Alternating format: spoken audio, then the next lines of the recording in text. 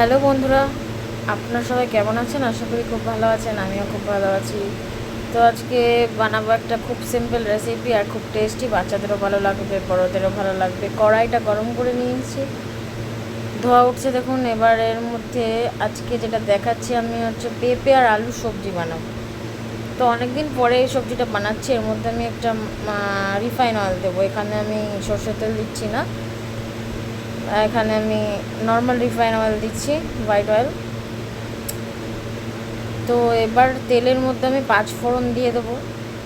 5 ফোড়নের পরে আমি দেব 5 ফোড়নের পরে শুকনো লঙ্কা দেবো। শুকনো লঙ্কা দিয়ে ভাজা ভাজা হলে আমি পেঁপে আর আলুগুলোকে চট জলদি দিয়ে দেবো।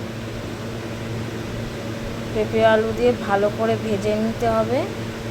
ওর মধ্যে লবণ, হলুদ, তারপরে আদা বাটার পেস্ট দিতে হবে, জিরে গুঁড়ো, ধনে গুঁড়ো সব দিতে হবে। জিরে গুঁড়ো, ধনে গুঁড়ো দিয়ে আর ওর মধ্যে আর কিছুই যাবে না, নিয়ে ওটাকে ভেজে নিতে হবে, মানে কষিয়ে নিতে হবে। তারপরে জল দিয়ে ঢাকা দিতে হবে প্রায় 15 থেকে 20 মিনিট, কারণ পেঁপে সিদ্ধ হতে একটু টাইম লাগে, তোমরা সবাই জানো।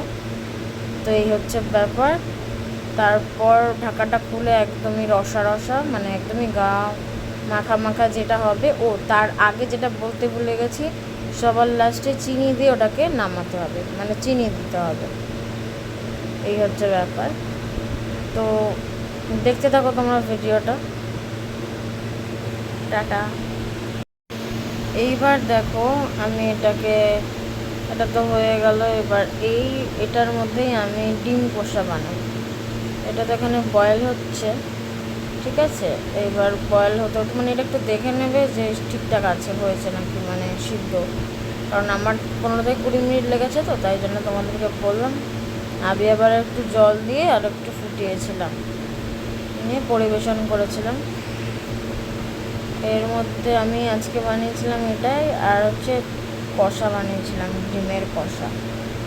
তো তোমাদেরকে ডিমের কষা দেখাবো, তো দেখতে থাকো।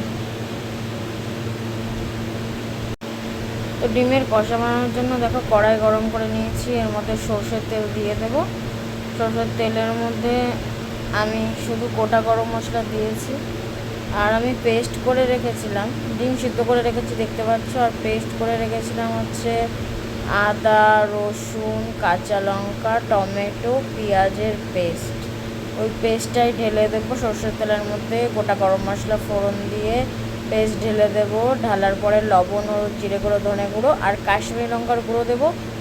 আর কিছুই দেবো না, দিয়ে কষিয়ে নেবো। আর লবণ দেবো, মানে পরিমাণ মতো লবণ দিয়ে দেবো, দিয়ে কষিয়ে নেবো। নিয়ে ডিমগুলো দিয়ে দেবো, সিদ্ধ ডিমগুলোকে ভেজে নেবে আগে, এটা বলতে ভুলে গেছি। ভাজার পরে তারপরে ওই মশলাকে কষার মধ্যে ডিমগুলো দিয়ে ভালো করে কষিয়ে জল দিয়ে একটু জাস্ট একদমই গা মাথা, বেশি জল দেবে না, জাস্ট গা মাখা হয়ে যাবে। নিয়ে নামিয়ে পরিবেশন করবে গরম গরম ভাতে। খুব টেস্টি, ভালো লাগলে অবশ্যই বানিয়ে খেয়েও বাড়িতে। Bye bye.